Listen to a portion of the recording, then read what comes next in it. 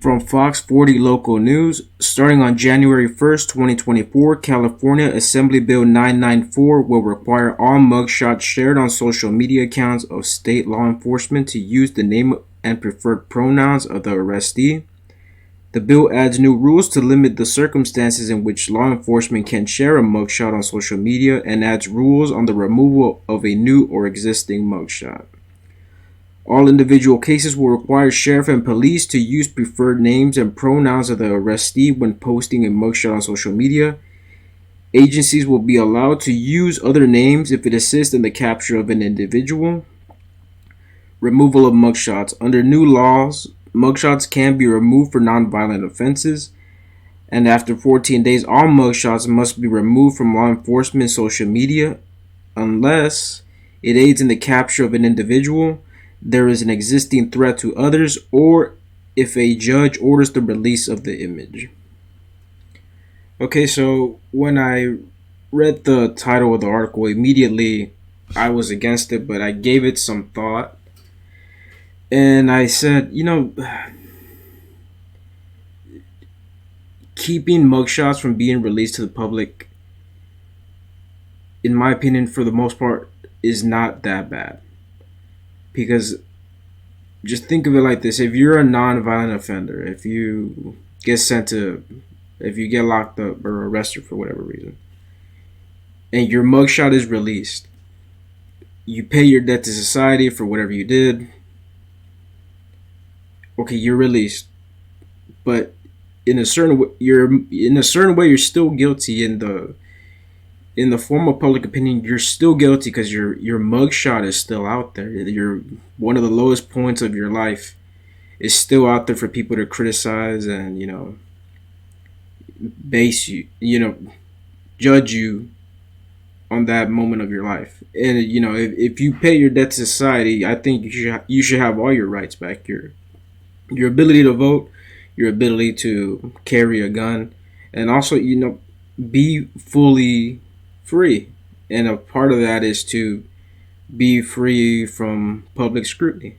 And I think if you stop mugshots from being released, for nonviolent offenders, or even if you pay your debt to society, I think it would be a good thing.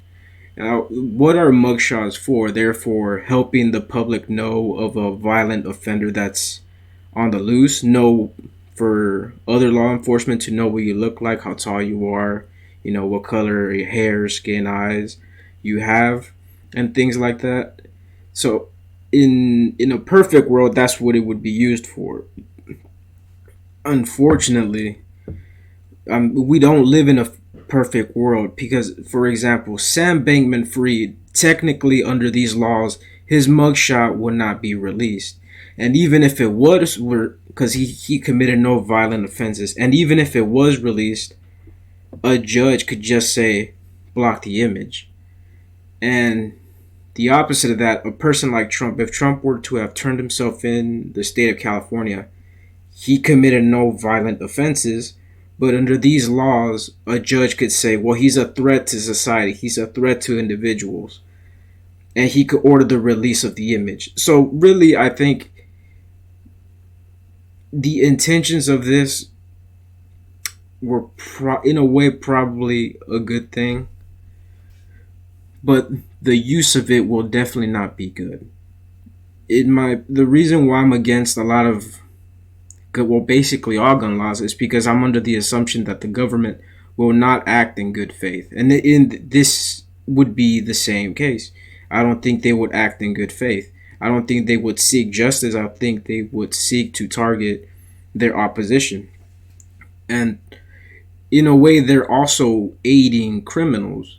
They're causing confusion by adding different names and genders to these mugshots, and they're also pre-programming society into this new form of thinking, this new world that we're being pushed into, where you could change if you could change your gender, you could change anything, really.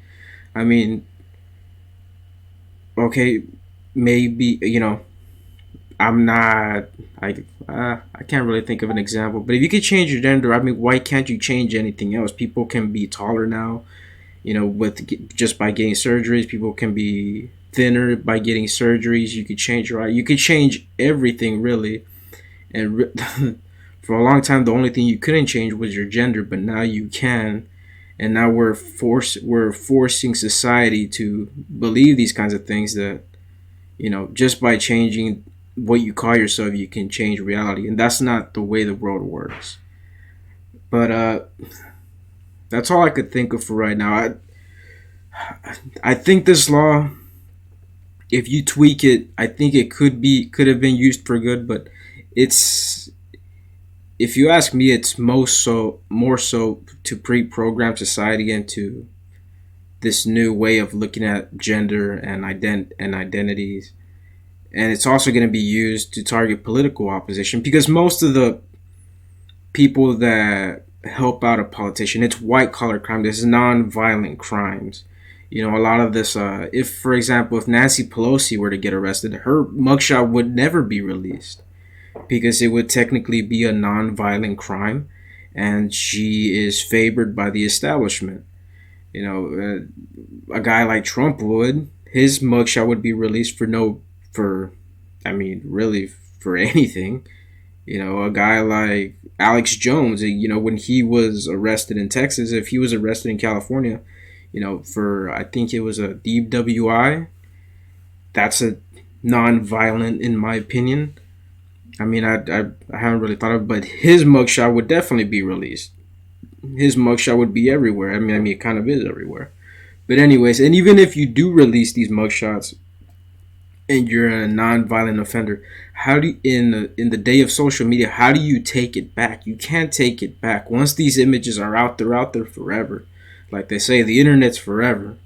So I really wish they could have used this law for good, but that's just how government works. That's just how the establishment works. It never uses its power for good. It uses its power to extend the power of government.